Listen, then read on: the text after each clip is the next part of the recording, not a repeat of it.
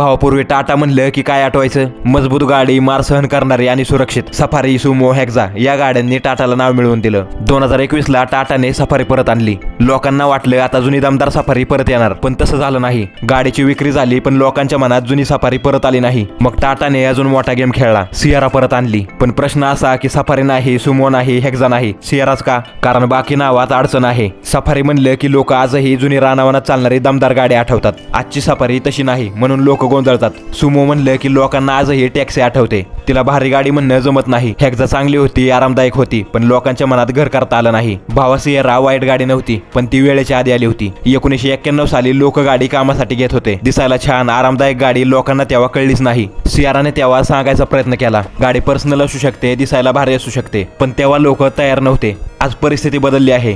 आज लोक गाडी फक्त चालवायला घेत नाहीत, तर गाडी घेतात आपली ओळख दाखवायला. म्हणूनच आज सियारा हे नाव लोकांना आवडलं. भावा, ही गाडी म्हणजे जुना काळ आठवायचा विषय नाही. ही योग्य वेळ आहे. टाटाला माहितीये, टाटाला फक्त गाड्या विकायच्या नाहीत, तर लोकांच्या मनात मान मिळवायचा आहे. प्रत्येक कंपनीकडे एक अशी गाडी असते जिच्यामुळे कंपनीचं नाव मोठं होतं. टाटाकडे अशी गाडी नाही, म्हणून सियारा. भावा, ही गाडी विक्रीसाठी नाही, तर ही आहे टाटाची ओळख बदलायसाठी. म्हणून टाटाने कुठलीच कसर ठेवली नाही. नवरूप दिलं, मजबूत बांधणी केली आणि पुढचा काळ डोळ्यासमोर ठेवला. आज टाटाच्या इलेक्ट्रिक गाड्या भारी आहेत, पण भावना जागवत नाहीत. सियारा अशी पहिली गाडी असेल जी दिसायला छान आणि मनाला आवडणारी असेल. सगळ्यात मोठा धोका, सियारा घेणारा माणूस टाटाचा जुना ग्राहक नसेल, तो नवीन असेल आणि हे लोक आले तर टाटाची ओळख बदलेल. शेवटचं सांगतो भावा, ही फक्त गाडी नाही. सियारा म्हणजे टाटाने आपल्या उद्याच्या दिवसांवर लावलेला जुगार आहे. चालली तर टाटाचा मान वाढेल, नाही चालली तर मोठा धक्का बसेल.